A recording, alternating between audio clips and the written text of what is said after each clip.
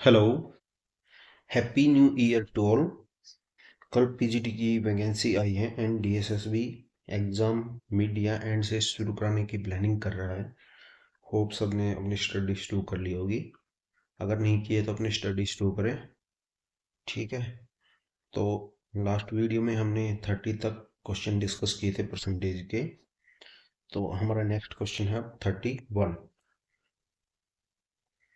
इस क्वेश्चन में क्या कह रहा है कि भाई जो जनसंख्या थी एक टाउन की वो थी 80,000 और जो मृत्यु दर थी यानी डेथ रेट जो थी वो थी 10%। तो 2 साल पहले थी 80,000 और घट के कितनी होगी 2 साल में, तो वो चीज़ हमें बतानी है। ठीक है, तो देखते हैं।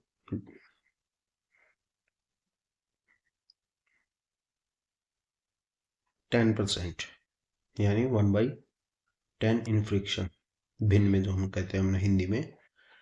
पॉपुलेशन थी पहले 10, फिर हुई 9, घट के 10, सेकेंड ईयर में फिर 9, ये हमारा कितना हो गया 100, ये कितना हो गया 81। तो 100 की वैल्यू क्या दी हमें क्वेश्चन में 80,000 और 81 की हमें बतानी है। तो 81 की हमारी कितनी आ जाएगी 6480। ठीक है, ये इसका 80 टाइम्स है और 80 टाइम्स हमें ये था 800 टाइम्स, सॉरी। तो नेक्स्ट क्वेश्चन देखते हैं, क्वेश्चन नंबर 2।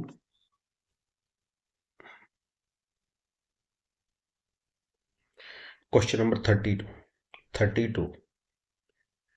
एक व्यक्ति के व्यय और बचत का अनुपात 5 और 3 है। यदि आय में 25% की वृद्धि होती है और व्यय में 30% की वृद्धि होती है तो बचत प्रतिशत ज्ञात कीजिए। ठीक है भाई, तो हम देखते हैं इस क्वेश्चन को। इनकम इनकम इक्वल टू क्या होता है हमारा एक्सपेंस प्लस सेविंग्स। ठीक है, हिंदी में कहें तो आय, खर्च प्लस बचत। मान लिया इन्होंने दिया खर्च और बचत का अनुपात। हमने मान लिया कि ये है 50, ये है 30, खर्च और बचत। तो इनकम हमारी कितनी होगी 80, खर्च हो गया 50, बचत हो गई 30। अब वो कहता है कि आय में 25% की वृद्धि हुई। 25% की वृद्धि हुई मतलब 100, इसका 25% इसमें ऐड करेंगे तो यानी 1/4, 20 ऐड होगा तो 100 हो जाएगा। ठीक है, अब कहते हैं व्यय में 30% की वृद्धि होती है यानी व्यय 50 का 15% कितना होता है 15, और जो हमारा नया खर्च हो जाएगा वो हो जाएगा 65। 100 माइनस 65 35, ये हमारी नई बचत हो गई। अब ये कह रहा है कि बचत में कितनी प्रतिशत वृद्धि हुई। तो भाई देखो, पहले थी 30, अब हो गई 35, यानी कितनी बढ़ी 5। कितने से बढ़ी है 30 से, गुना 100, 1/6। ठीक बटा 6 फ्रिक्शन है तो परसेंटेज में क्या होगा 16.66% यानी ऑप्शन डी हमारा आंसर हो जाएगा। तो नेक्स्ट क्वेश्चन देखते हैं, question number 33।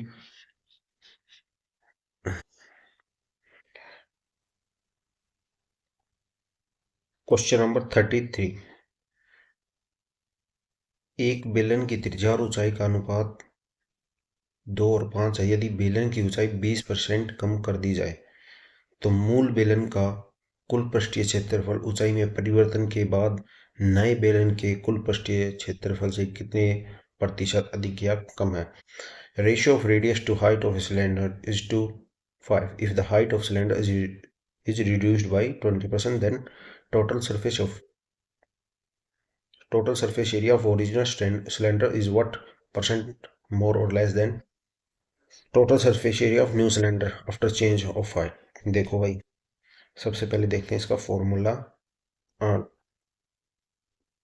Total surface area of cylinder, वो कितना होता है, 2 पाई r and r plus H. ठीक है। हिंदी में कहते हैं कुल पृष्ठीय क्षेत्रफल सिलेंडर का, बेलन का। ठीक है। अब देखते हैं हमें क्या दी है, हाइट दी है, ओ रेडियस दी है 2, 2 और 5। ठीक है भाई। तो ये वाला पार्ट जो है रहेगा हमारा कांस्टेंट रहेगा। ठीक है। अब इसमें रखते हैं हम फॉर्मूले में जो जो हमें गिवन है। आर दी है 2, फिर दी है 2, फिर दी है 5। तो हमारा जो टोटल सरफेस एरिया कितना हो जाएगा, 14 यहाँ पे। तो नेक्स्ट बोलता कि उसने हाइट को घटा दिया 20%, यानी अब हो गई हाइट हमारी, रेडियस सेम है, 2 प्लस 4, ये कितना हो गया, 12। ठीक है। तो अब ये पूछ रहा है कि नए बेलन के एरिया से total surface area of new cylinder after change of height what percent more. ठीक है। ये पूछ रहा है कि भाई जो ये है टोटल सरफेस एरिया नए सिलेंडर के बिहाफ पे कितना ज़्यादा है, यानी नए सिलेंडर का जो एरिया है हमारा वो है 12, ज़्यादा कितना है 2 गुना 100। ठीक है। 1/6, यानी फ्रिक्शन हो जाएगी हमारी 1/6, 16 से ही 2/3%। ये हमारा आंसर हो जाएगा। होप सबको समझ में आएगा, आ गया होगा। अगर कोई डाउट है तो कमेंट करके बता देना, या फिर टेलीग्राम या इंस्टाग्राम पे जो भी है मैसेज कर लेना आप। ठीक है। नेक्स्ट क्वेश्चन देखते हैं, question number 34। Question number 34, question number 34 में क्या कह रहा है भाई, दो संख्याओं का अनुपात दिया है 4/7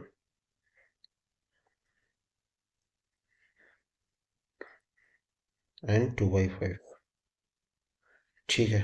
तो एक नंबर ये है, एक ही है, क्रॉस मल्टीप्लाई करते हैं 20 और 14। तो हमारा एक नंबर तो ये हो गया, दूसरा ये हो गया। हमसे पूछा है what percentage is second number less than the first number. Difference कितना इनमें, 6 है। हमसे पूछा है कि पहला नंबर,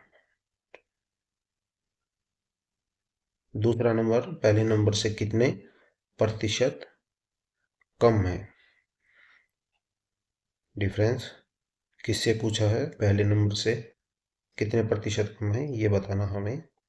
ठीक है। तो ये आ जाएगा हमारा 30%। अब होप सबको समझ में आ गया होगा, इजी क्वेश्चन था वैसे ये। ठीक है ना। तो नेक्स्ट क्वेश्चन देखते हैं, question number 35। Question number 35, question number 35 बिल्कुल इजी है। आपको दोनों के परसेंटेज का डिफरेंस गिवन है, तो आप ये खुद से कर लेना। ठीक है ना। देखो, ये गिवन है 30% की वैल्यू हमें गिवन है 96, तो उसको इक्वल रखना 96 को 30%। तो हमारा आ जाएगा इसमें आंसर 320। ये आप खुद कर लेना। ठीक है। नेक्स्ट क्वेश्चन देखते हैं, क्वेश्चन नंबर 36।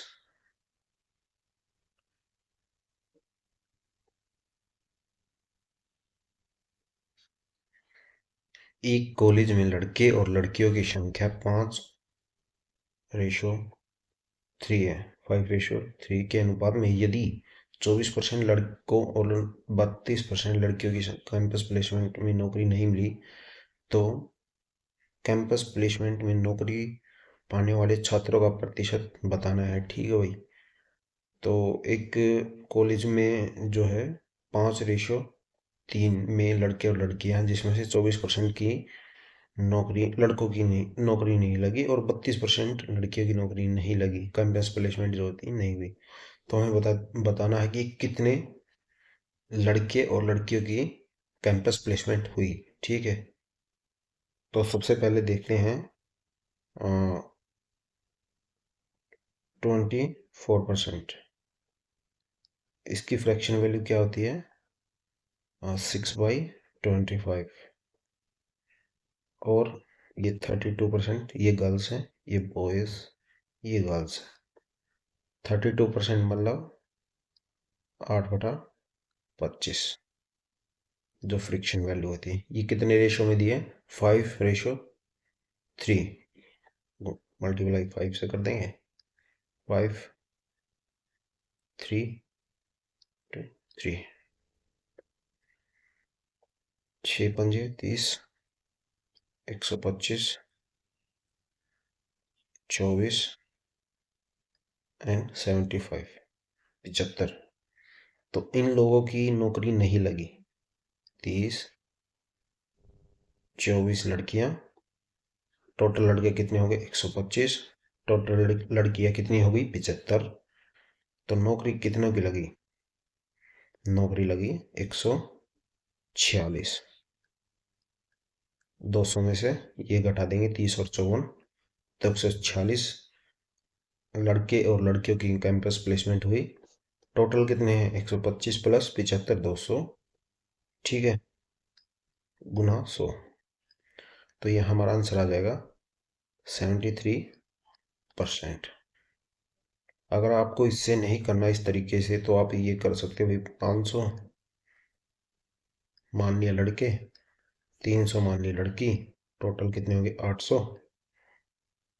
तो इस तरीके से आप कर सकते हैं। फिर 24% कैंपस प्लेसमेंट नहीं हुई, 500 में से, 300 में से 32% की नहीं हुई, मतलब 96 लोगों की, और यहाँ पे 120 की नहीं हुई।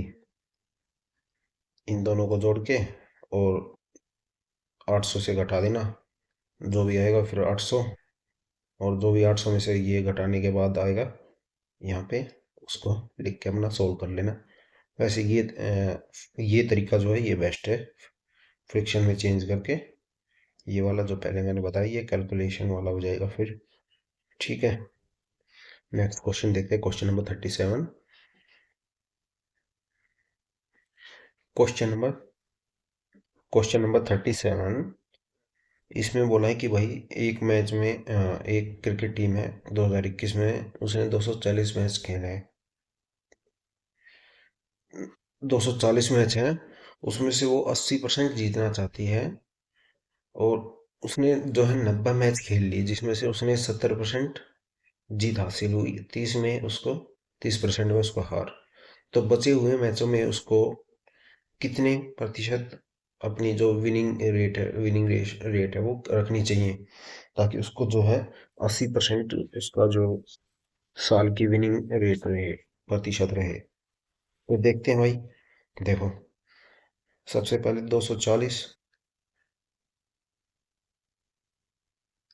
240 का 80% कितना होगा?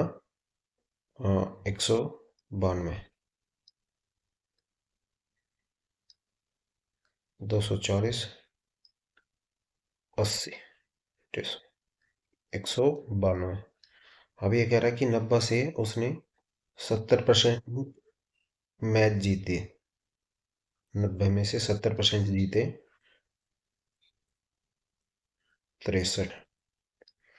ठीक है, अब टोटल मैच जितने हैं उसने, उसे 192, जीत चुका है वो 63, और अभी उसको कितने मैच जीतने हैं? माइनस कर देंगे इसे, 63, 129। ठीक है, अब मैच बचे हैं कितने उसके पास 90 खेलने के बाद? 150। 240 मैच है, उसने 90 खेल लिए, 150 में से उसे कितने मैच जीतने हैं? 129। ठीक है, 129 मैच जीतने हैं, ये परसेंटेज हमें बताना है। तो हम इसको काटा पीटी करेंगे तो अपना 86% आ जाएगा। एक बार और समझ लेते हैं, जैसे 240 मैच है, ठीक है, 90 उसने खेल लिए, 90 में से उसने 70% जीते, 70% मतलब 63 मैच उसने जीते, टोटल परसेंट उसको जीतने 80% मैच 240 का।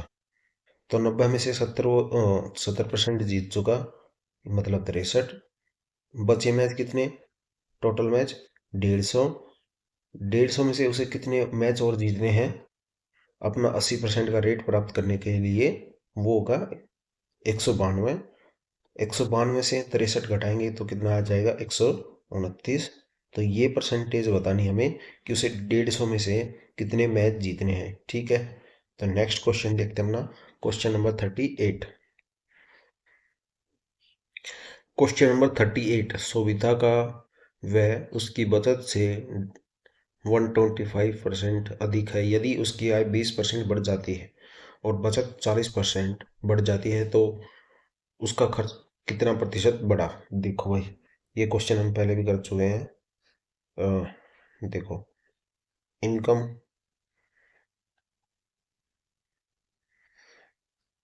इक्वल टू क्या होता है, एक्सपेंस प्लस सेविंग्स। ये याद रखना आपको, बचत, खर्च, आय, ठीक है। अब ये कह रहा है कि भाई उसकी जो खर्चे हैं वो कितने हैं, 225, और जो उसकी सेविंग्स है वो है 100। यही हुआ ना कि 125% अधिक है उसकी बचत से, क्या, उसके खर्चे। तो टोटल इनकम क्या होगी हमारी यहाँ पे, टोटल इनकम होगी हमारी 325, ठीक है। अब कहता है कि आय में 20% का बढ़त हुई, इंक्रीज हुई। तो देखो 20% बढ़ेगा तो कितना हो जाएगा, हाँ 32.5, ये हमारा हो जाएगा 390। 10% कितना कितना हुआ, 32.5, डबल कर देंगे कितना होगा, 65, 65 जोड़ेंगे इसमें तो कितना हो जाएगा, 390, ठीक है। अब वो कह रहा है कि उसकी बचत जो है 40% बढ़ गई। बचत कितनी थी पहले, सो अब कितनी बढ़ी, 40% मतलब 160 हो गई, ओ सॉरी 140 हो गई। अब हमारी जो खर्च है वो क्या होगा, 390 माइनस 140, ठीक है, 250, यही है ना। इनकम माइनस सेविंग्स, तो हमारा क्या आ जाएगा, एक्सपेंडिचर, यानी आय माइनस बचत, खर्च, ये आ जाएगा। अब देखते हैं क्या बताना हमें, बचत प्रतिशत, ओ सॉरी, खर्च प्रतिशत कितना बढ़ा, मतलब पहले खर्चा करता था वो 225, अब कितना कर रहा है, 250, तो डिफरेंस कितने का, 25, ठीक है, गुना 100, यानी 1/9, 11, सही, 1/9%, ये हमारा आंसर हो जाएगा, ठीक है। आ गया होगा समझ आपको, अगर नहीं आया तो आप बता देना कमेंट करके। वैसे कुछ था नहीं खास इस क्वेश्चन में, जो दिया था हमें एक्सपेंडिचर और इनकम, उसका सेविंग का रेशियो दिया था। सेविंग्स जो थी वो 100 थी, और जो क्या कहते हैं हमारे खर्च थे वो 125% अधिक थे, मतलब हमने मान लिया 225। अब कहता है कि उसकी जो बचत थी वो 40% बढ़ गई, यानी 100 से कितना हो गई, 140। और जो इनकम थी वो कितनी बढ़ी, 20%। इनकम क्या होता है, एक्सपेंस प्लस सेविंग्स, ठीक है। तो 390 हमारी ये न्यू इनकम आ गई थी, ठीक है। अब इससे आगे आप देख लेना। अब चलते हैं next question, question number 39। Question number 39, एक आम की कीमत 10% कम हो जाती है तो एक्स जो 360 में दो और आम खरीद सकता है, आम की कीमत ज्ञात करें। रिड्यूस प्राइस बताना हमें इसमें। देखो भाई, जो एक्सपेंडिचर होता है इसमें, एक्सपेंडिचर होता है वो क्या होता है, P into Q, price into quantity, कीमत उपभोग। ठीक है।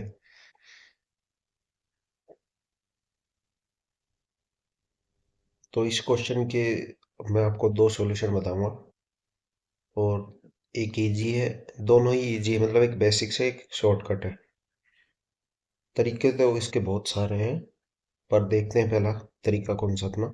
देखो, 360 क्या है हमारा total expense, P into Q, price into quantity. दूसरा क्या है हमारा, वो क्या कहता है कि मैंगो की कीमत 10% घट गई, 360,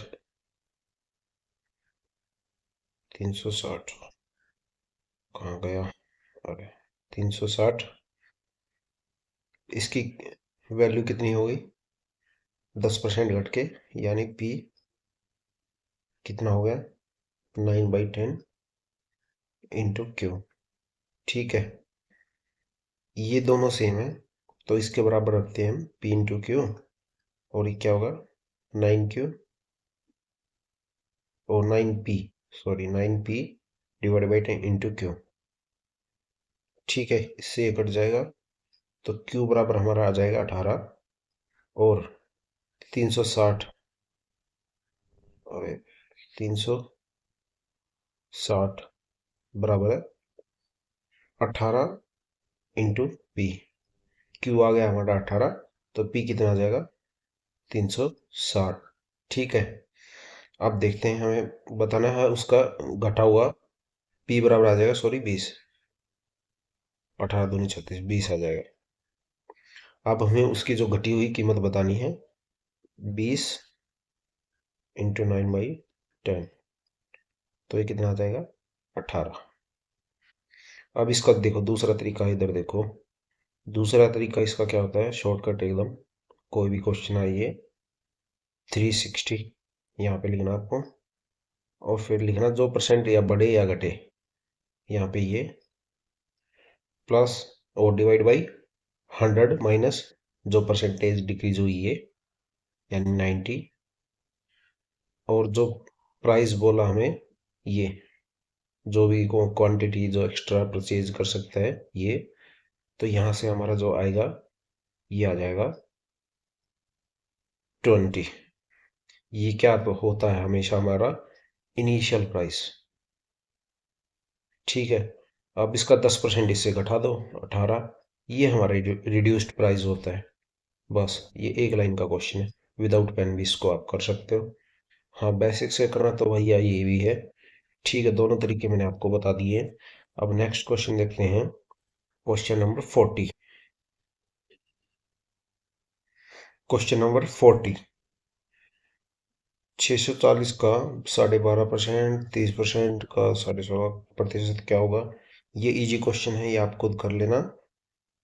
वैसे कुछ भी नहीं है, ये आप इसको ए इंटू बी लिखो या बी इंटू ए, इससे कोई फर्क नहीं पड़ता, तो आप इसको कर लेना। ठीक है, ये चीज़ परसेंटेज में काफ़ी यूज होती है। तो नेक्स्ट क्वेश्चन देखते हैं अपना भी, क्वेश्चन नंबर 41। ये तो इजी है, आप खुद कर लेना। क्वेश्चन नंबर 41, चावल की कीमत में 25% की वृद्धि होती है, और जो क्या कहते हैं, परिवार ने अपना जो खर्चे 5% बढ़ा दिए, तो उसमें कंजप्शन को कितना कम करना पड़ेगा।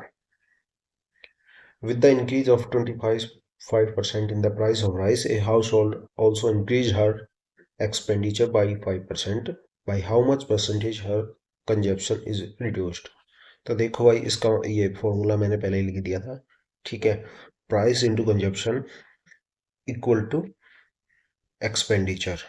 ठीक है, अब क्या कह रहा है वो, प्राइस कितना हो गया, प्राइस हुआ 25% बढ़ के, यानी 1/4, 25% का मतलब पहले था 4 प्राइस, कंजप्शन हमें पता नहीं है सी, एक्सपेंडिचर कितना बढ़ा, 5% मतलब 1/20, पहले कितना था 20।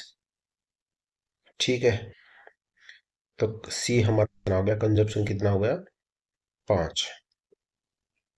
अब क्या कहता है, ये तो एक पहली कंडीशन है, फिर वो क्या कहता है कि भाई जो प्राइस था वो कितना हो गया, 4 से बढ़ के 5 हो गया, यानी 25% बढ़ा था, मतलब पहले था हमारा 4, फिर हो गया 5।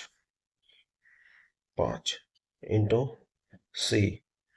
और जो क्या कहते हैं, हमारा जो क्या था एक्सपेंडिचर, वो पहले था 20, अब कितना हो गया, एक बढ़ के 21। ठीक है, तो कंजप्शन हमारा कितना हो गया, 21/5। तो डिफरेंस कितना हुआ, 5 माइनस 21/5। ठीक है, 4/5। पहले कितना था, 5, अब कितना है, तो वो डिफरेंस कितना है, 4/5 गुना 100।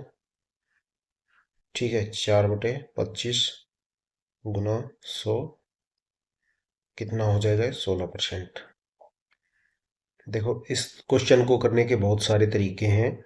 मैंने आपको एक बिल्कुल फॉर्मूले से बेसिक्स बताया, मतलब आप बिना पेन इसको कर लोगे, वैसे कुछ है नहीं इस क्वेश्चन में। ठीक है, एक ये नॉर्मल सा फॉर्मूला है, ये आपको याद रखना है इस टाइप के क्वेश्चन में। बाकी शॉर्टकट भी होती है, पर वो थोड़ा फर्जी टाइप भी होती है कि भाई बेसिक्स तो कुछ आपको पता नहीं, वैसे ही कि वो 125%, ये 105%, 20% करके ऐसा कुछ है। ठीक है, तो वो आपको करना नहीं है, ईजी है एकदम, फॉर्मूले पे बेस है। तो नेक्स्ट क्वेश्चन देखते हैं, हमारा क्वेश्चन नंबर 42। उम्मीद है कि आपको समझ में आ गया होगा कैसे किया है। Question number 42। 42 में बिल्कुल इजी है। एक बंदे को मिले 60%, एक को मिले 40%। तो ये बता रहा है कि जीतने वाले को कितने परसेंट वोट अधिक मिले हारने वाले से। हारने वाले के कितने, 40%, डिफरेंस कितना, 20%। 20/40 यानी 1/2 गुना 100 बराबर कितना आंसर आ जाएगा आपका, 50% यानी 50%। नेक्स्ट क्वेश्चन देखते हैं, या आपको आप खुद कर लेना, मैं इस बता दिया मैंने आपको तरीका इसका। Question number 43। एक टाउन की पॉपुलेशन है भाई 96,000, लगातार 2 साल 20-20% बढ़ती है, या तो आप इसको ऐसे कर लो, 120/100, 120/100, या फिर आपको जैसे सक्सेसिव रेट पता है इसकी 20 की, तो वो क्या होती, 44%, मतलब 96,000 से 144। तो दो तरीके होते हैं, इसको ऐसे कर लो या ऐसे कर लो। इजी वाला ये सक्सेसिव वाला है, अगर आपको याद है तो। ठीक है, पूरा सोल्व भी नहीं करना है। हाँ, जैसे देखो, 6 चौक 24, और इसमें जो लास्ट डिजिट आ रहा है जीरो के बाद, ये 40 वाला, तो आप इसको ऐसे भी कर सकते हो यूनिट डिजिट से। तो इस क्वेश्चन का आंसर हो जाएगा 1,38,240, ऑप्शन नंबर 3। तो नेक्स्ट क्वेश्चन देखते हैं, क्वेश्चन नंबर 44। ठीक है, ये इजी है एकदम। देखो भाई, क्वेश्चन नंबर 44, इसमें क्या है कि ए और बी है। ए को 60% नंबर मिले हैं, जो कि पासिंग मार्क्स से 84 अधिक है, और बी को मिले 25%, जो कि 63 कम है पासिंग मार्क्स से। तो हमें टोटल नंबर बताने की, मैक्सिमम मार्क्स का कितने का एग्जाम था वो। ठीक है, देखो यहाँ पे क्या है कि भाई सपोज करो कि ये हमारा ये पॉइंट है कोई, ये हमारा पासिंग मार्क्स पे है, तो ए को मिले यहाँ से 84 ज़्यादा, इस पॉइंट से 84 ज़्यादा मिले हैं ए को। ठीक है, और 63 कम मिले हैं बी को, यानी 63 कम मिले हैं बी को। ये बात आई समझ में, पासिंग मार्क्स। ठीक है, जो पास होने के लिए उसको जो मिनिमम क्राइटेरिया था, उससे बी को 63 कम मिले हैं, ए को मिले हैं 84 ज़्यादा, 84। ठीक है, तो देखो इस चीज़ को हम दोनों कंडीशन में तो बात एक ही है कि पासिंग मार्क्स एक है, ए के लिए भी एक है, बी के लिए भी एक है, जो भी है पासिंग मार्क्स। तो क्या होगा इसमें, क्या कहते हैं कि इसको तो 84 अधिक मिले हैं, इसको 63 कम मिले हैं, यानी 25% ऑफ बी इक्वल प्लस 63। अगर इसके जो 25% नंबर हैं उसमें 63 जोड़ेंगे तभी तो ये इस पॉइंट पे पहुंचेगा जो हमारा पासिंग मार्क्स वाला है। ठीक है, क्या कहते हैं, हाँ 60% ऑफ ए माइनस 84। 84 माइनस क्यों किया, क्योंकि जो पासिंग मार्क्स है हमारा पॉइंट ये इससे ज़्यादा है, इसको माइनस कर दिया और इसको ऐड कर दिया जो बी के कम थे, क्योंकि दोनों कंडीशन में हमारा पासिंग मार्क्स सेम है तो इसको बराबर रख दिया हमने, इक्वल रख लिया। तो ठीक है, 25 बी प्लस 63। ठीक है, एंड क्या कहते थे हमारा 60 ए minus 84।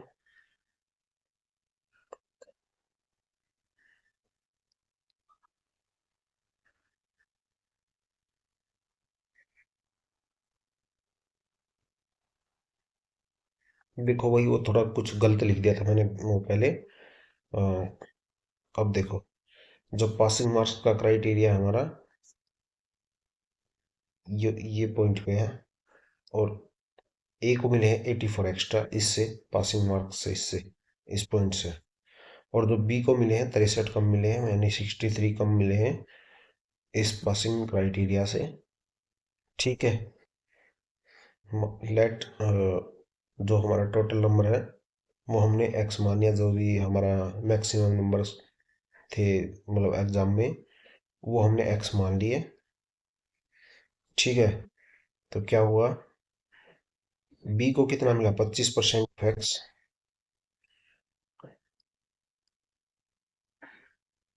Plus 63 and 60% of x plus 84। ठीक है, तो ये कंडीशन होगी हमारी। इन दोनों को बराबर क्यों लिखा है, क्योंकि दोनों में पासिंग मार्क्स सेम है इसीलिए। और जो 63 ऐड इसलिए किया कि क्योंकि हमें इस पॉइंट पे पहुंचना है यहाँ से, तो इसलिए ऐड किया है। और ये पॉइंट था यहाँ पे तो इसको हमने माइनस कर दिया, तो पासिंग मार्क्स इसलिए इक्वल रखे हैं हमने। ठीक है, तो ये क्या होगा भाई, तुम्हारा 60 ये हो जाएगा 35x and 147, then x equal to हो जाएगा 420। ठीक है, एक तो तरीका ये है। दूसरा तरीका ये होता है भाई, शॉर्टकट जो हम बोलते हैं इसको, 60% माइनस 25% इज इक्वल टू 35%। और जो 35% की वैल्यू है वो होती है 84 प्लस 63, यानी 63 ओ 147। तो 35% क्या होगा, 147 100 क्या हो जाएगा, 420। जो ये चीज़ है 60 - 25%, ये यहीं से निकल के आई है, यहाँ से, इस वाले से। तो यहाँ पे ये शॉर्टकट हो गया है, ये थोड़ा बेसिक्स है। ठीक है, तो ये दोनों चीज़ें मैंने आपको बता दी हैं। नेक्स्ट क्वेश्चन देखते हैं, हमारा क्वेश्चन नंबर 45।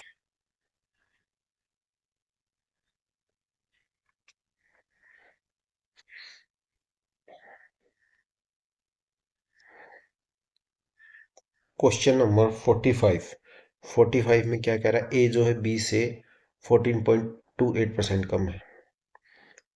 14.28%, 14.28% की फ्रिक्शन वैल्यू क्या होती है, 1/7। बी क्या है हमारा 7 और ए क्या है 6। तो अब ये पूछ रहा कि जो बी है ए से कितना प्रतिशत अधिक है, यानी ए से, यानी 1/6। 6 क्या है ए, अधिक कितना है 1। तो हमारा आंसर हो जाएगा फर्स्ट। ठीक है। और अब क्वेश्चन नंबर 46, 47, 48 एंड 49 आपको खुद करने हैं। ठीक है। और 50 मैं करा देता हूँ आपको इस वीडियो में, नहीं तो वीडियो काफ़ी बड़ी हो जाएगी क्योंकि आगे वाले क्वेश्चन बहुत ईजी हैं। ठीक है। क्वेश्चन नंबर 48, 48 देखते हैं भाई। 48 में क्या है कि एक रेक्टेंगल है, उसकी हाइट हाइट और ब्रेथ, चौड़ाई X% और 20% की वृद्धि होती है, और क्षेत्रफल में 74% की वृद्धि होती है, 74। तो इसका फॉर्मूला क्या होता है एरिया का फॉर्मूला क्या होता है, length into breadth, L into B, या लंबाई लंबाई गुणा चौड़ाई। ठीक है, ये होता है। अब एक तो इसका तरीका है कि भाई सक्सेसिव, इसका एक तो तरीका भाई सक्सेसिव वाला लगा लो फॉर्मूला। ठीक है।